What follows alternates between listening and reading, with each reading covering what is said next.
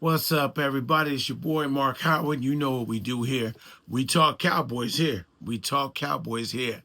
Yes, sir. Well, we won. We didn't tie. We didn't lose. We won. Won in butt kicking fashion. Put it to the Jets. Surprisingly to me, with us having so many people down on that front offensive line. But I'm pleased. I'll take it. It is just the Jets, but hey, it's an NFL team. Make no mistake about that. Much respect on that end. So, what do we say? Cowboys won big, 37-22. 37-22. That's a 15-point two-touchdown margin, but that it really doesn't indicate how much the Cowboys really dominated that game. It was a close little back and forth, 3-3 through the first quarter, long drives. But the Cowboys got on a roll in the last 5 minutes of the second quarter, the first half, and was able to maintain and stay in control for the most part in the second half. Jets scored a couple of late touchdowns, which was cool for me. I got Garrett on my as one of my receivers, so he scored a touchdown, and that was fine. I was cool with that. That helped me on my fantasy team. Him getting a little wasted token touchdown gives me points. I did have Brees Hall as well on my fantasy, and he put yard. He didn't score a touchdown, but he put some yards, unfortunately, on the defense. But it didn't dominate us. This is probably the worst run defense performance I've seen thus far in these 5 games. So I will say this much: the running defense was weak today, not up to par as we used to. But as a trade, we got good pressure from the defensive line. Sam Williams, Ezraku, was able to get to Justin Fields pretty often. Got 5 sacks in the game. 5 sacks. We barely was getting any sacks for the most part. That 5 sacks probably doubles the total for the first 4 games. But we'll take them. Good rush, especially early. As I said before, during the week, what would be key for us if the defense can get some stops and let our offense go. Now, the offense wasn't clicking and scoring as much. They hung around and didn't let the Jets get away and give a lead that we had to come back. Of course, this weekend was a lot of comebacks this week. But we were able to settle in, get a nice run going late in the second quarter, have a nice big lead at halftime, and took a lot of pressure off the defense and what they needed to do. Put more pressure on them. The defense could play a little free, could be a little, take advantage of some predictable situations for the Jets, and they did. And the Cowboys were able to capitalize. I will say this much for the defense: what really was good was that at a point when it was 10-3, and the Cowboys' offense kind of stalled on a couple of possessions, I knew that the defense was going to have a hard time holding up because it was too many. It was 2 3-and-outs back to back, 6 plays. Now they're coming back in at 7 play, and the Jets got some momentum and start rolling down the field. If it wasn't for a very good punch out by Maris Lewis-Fowl on Brees Hall down inside about the 30-yard line area, and we were able to recover that fumble, which changed us, and we went downfield and scored a touchdown transversely, and that pretty much took any sale they would have had, win rather. Let me say that would have taken any win they would have had out of their sale. Okay, so that was good for the defense. I was impressed with that. It made life a lot easier for our DBs. Made life a lot easier for the DBs. And then look at here, the running attack. Brees Hall, he had 113 yards rushing. I mean, he was gashing us for 8 yards a carry. That just won't do. We weren't able to cause with our defensive pressure. We weren't able to cause any interceptions, but we did make life hard with Justin Fields. Didn't let him get out of the pocket area. He did not beat us with his legs. Um, he didn't rush for much there. Brees Hall was the one that was getting us, and I do believe there's certain personnel on the field that give up a little bit of rush. I think Shamar James, who played a lot more linebacker, he was he's still learning, and that's been his problem in college, hitting the wrong hole. I think in some of those situations, Brees Hall was able to take advantage of it. Because there'd be a time where Brees Hall had maybe 2 yards, and then he'd have 14 yards. You know what I'm saying? So you go 2 yards and 14 yards, that's 16 and 2 carries, 8-yard average. I mean, literally, it was like that. So that's some part, you're gonna have those days. But they weren't able to just break so much.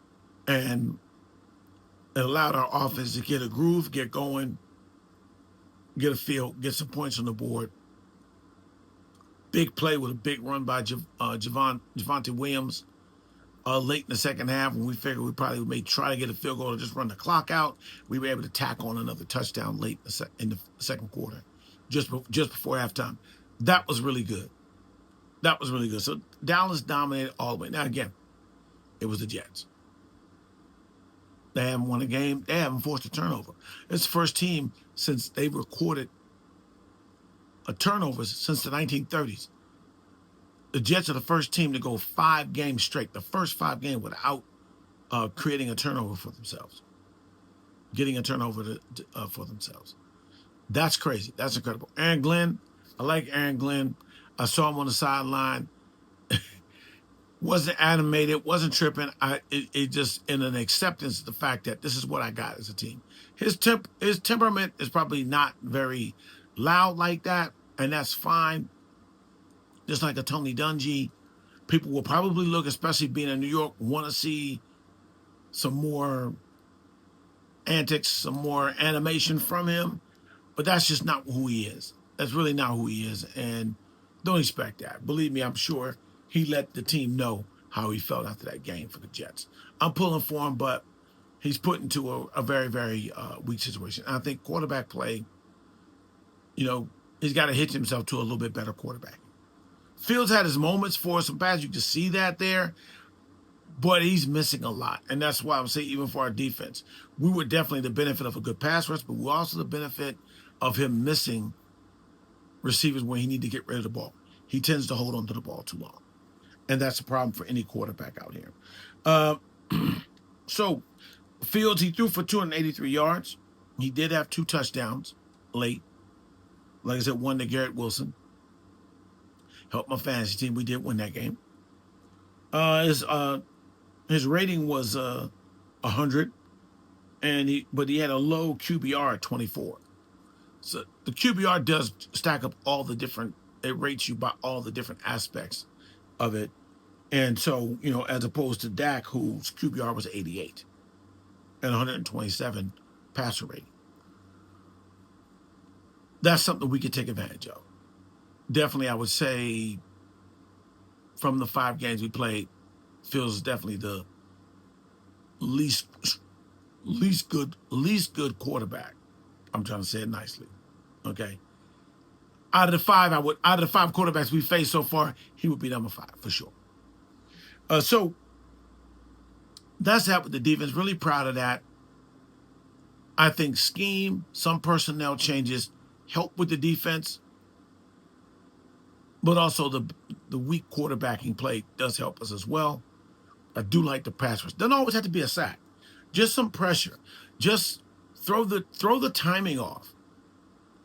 As our secondary is getting better, getting healthier, starting to feel each other out a little bit better, get connected better, defense can probably do a little bit better. Linebackers is where we really are weak. Looking at what Shamar James, we'll see. Let's see. Going to our offense. Let's go into that. As I said, Dak QBR rating was 88 QBR, 127 passer rating. That was very good. He threw for 237 yards. Good balance attack. He's not going to have to put up 400 yards. Don't even do that. Didn't throw but 24 pass attempts. So that's a good safe range. It's a good balance attack. Again, 4 touchdown passes out of it. That's a good day. Right now, everybody's giving the props to Dak that he deserves. There's not a quarterback playing better. It's not just the passing and the stats. Look beyond that. We got a totally makeshift line right now. All backups. Not all backups. Everybody but Terrence Steele. Terrence Steele is the one lineman on the right side. He's the right tackle that they're looking to eventually probably replace here very soon with one of the guys in the backup. I'm not saying they were going to replace him this week, but definitely they couldn't replace him if they wanted to because of all the injuries and the backup linemen that had to fill in for the Tyler Smith, for the Tyler Guytons, Cooper Beebe, and Tyler Bookers. They still held on pretty well. Still held on pretty well against a defensive line that's not bad. They have some players on that defensive line. They have some players on that defense. That wasn't the worst defense of the 5 teams we played against. That was not. My thing is that with them, we managed it well, broke off some nice runs, especially the big 43-yarder from Javonte Williams, and just able to average things. I mean, he was averaging 8 yards a carry himself. He was averaging 8.5 yards a carry to Breece Hall's 8.1. 435 yards, had more yards. So it was big. It was huge. Caught a couple of touchdowns, as did Jake Ferguson. Jake Ferguson did well. With that, Dak was able to move, maneuver, make his plays, climb the pocket when needed to, step aside just to clear himself to get a good passing lane and throw strikes. Dak is playing as well. He is definitely playing. It is really early as everybody's throwing MVP. Let's put it like this. Just started the second quarter of the season. If nothing changes through these next 3 games, getting into halfway through the season, he's definitely someone to consider as an MVP candidate. And I can see the Cowboys winning some games with that. Well, as I said, Williams had 8 yards of carry, 134 yards with a touchdown. Reception-wise, Pickens, only 2 receptions, 57 yards. Sauce Gardner fouled him around. Yet Pickens doesn't like to go in motion to throw him off and give himself a bigger advantage. But the one deep pass that he got for that touchdown, that was a good hand-fighting game between one of the best receivers and one of the best corners. Dak put it out there where he could go get it, make a play on it. Pickens made a nice play, scored a touchdown. That was big. Going back to Dak, Dak is throwing the ball to places and letting the receivers go make a play on it. That was something that I complained about Dak did not have in him. Now that he does have it in him to throw passes, read the situation, put the ball in the place and let your receiver go get it, he's having probably his best year. Even the year that he finished second in the MVP voting, he's probably looking better than that year so far, thus far. Again, we're early, 5 games in. But right now, he's been a regular season quarterback. The problem with Dak is not the regular season. He balled out in the regular season, barring any injury. It's the playoffs. So we can get a little bit of that. At least half of that. Two-thirds of that in a playoff situation. I like that. I'm just waiting to talk a little trash to people. So 2 for 57 with a touchdown for Pickens. Ferguson had 2 touchdowns with 7 catches. Led the team with catches. 7 receptions for 49 yards. Not as many yards as Pickens. Pickens had that big touchdown pass. But who really led the team? Ryan Flanoy. Ryan Flanoy coming in, getting a run now that with Kevontae Turpin not being available in yesterday's game. He took full advantage of his opportunity. 6 receptions, made a big play, caught a catch across the middle, broke a tackle, turned it into a bigger play. Total 114 yards, didn't get a touchdown out of it, but he set things up. He made big plays. He took advantage of the fact Sauce Gardner is going to follow, is going to travel with George Pickens to try to nullify him. Tolbert, which a lot of people were going to look at Tolbert. Tolbert had one target, no catches. So his ability to attract double teams, because he had double teams, you're figuring who's he going to go to, because he made a couple of good catches last week. Obviously, you know George Pickens is our number one. Who's number two at this point? Jalen Tolbert. He has the most experience. He can make plays and make catches. They focused on dealing with him and covering with a safety. He cleared out, especially for that big catch and run for first one for Flournoy. He cleared out, drew another DB, left it one-on-one. He made a play on it. So Tolbert did some things. Now, don't get me wrong. I like Tolbert. I like what he's done. I think he's growing and stepping. Not putting him any higher than other than the fact that right now he's not hurting us. And at times when he's needed, even though it may be far and few between, he's ready and he's ready to help. Tolbert is ready to help. I appreciate it. That's being a professional, a veteran. Flournoy, who's getting better burn here right now on the football field, took advantage of that opportunity. Probably because he's a little bigger, has the speed, can break some tackles and do more. He may be the better receiver over Tolbert. Now, when it all gets back, we get CeeDee Lamb back, our best receiver, along with Pickens. Turpin, who I said I think should be more in the slot. Now we're looking at the other two receivers suiting up, which is pretty much the case. Tolbert and Flournoy have a lot of guns to play with, man.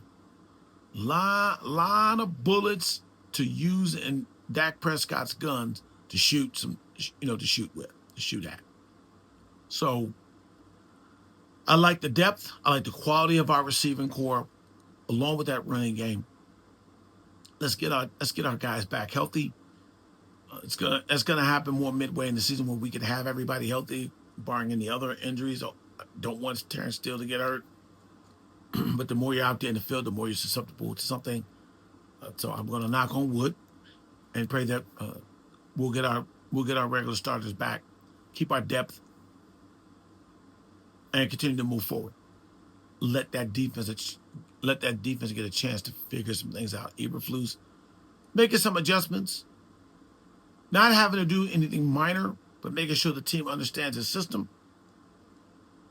But also, I think things are starting to get taught and be put in and implemented in the players' minds, and they're getting the point. Even Trayvon Diggs. Trayvon Diggs likes to play man. Cowboys, from what I understand, played about 81%, about 80 to 82% zone defense, their zone defense. And the few times that they did play man-to-man, they got beat as a team. They got beat as a team. I'd say it was Diggs. He didn't. Since that Roma Doomsday blunder that he played man all by himself badly. But the Cowboys in man with this defense, not so great. That's where they scored. Especially, I know you got to play a little bit more man when you get down inside that red zone, 10 yards or in, something like that. Zone's not going to be really the best bet. But I say to you is that I think that the team starts finding out certain personnel that can adjust to this system, play it well, get used to their roles, be more effective. Ezra Rocco's starting to find his role. Ken Clark, although he's a run stopper, everybody's putting it out. I shared it up from social media. And again, it's very early. But he has more sacks than number one on a team that used to wear number 11. I'm sure that's not going to stay the same. We'll keep watching. Anyway, that's it. Good win. Every win's a good win. No such thing as no such thing as a good loss. And no such thing as a bad win. I'm happy for the team to be able to do that. We have Carolina Panthers. Going to see Rico Dowdle. Rico Dowdle had 200 yards rushing. We better not give up 200 yards rushing to him. But He's talking like he's looking forward to playing us. He'll come back to Dallas. We'll be in our home confounds, a little more comfortable, hopefully a little more healthier. And I'm looking forward to it. We'll be talking about that through the week. I appreciate everybody. Look, again, subscribe to the channel. Like what you like on the show. Leave a comment. Share it. Show some people. We love doing this. We need you guys in order to be able to get this done. So I appreciate you guys. I love talking Cowboys. Even if you're ones that want to hate, I get some people, especially a couple of the fans of a city that there's a lot of gambling in that city. That team has moved around to different places, but they're finally there, and their fans like to talk. Yet they won't say nothing to me now. That's okay. Either way, talk to me. Let me know what's going on. Appreciate to hear from you. Love your support of the show. My name is Mark Howard. We talk Cowboys here, baby. And we'll be back tomorrow talking about breaking down, say, the offense versus their defense, the Carolina Panthers defense. And you know how we do it. Anyway, talk to you guys. Take care.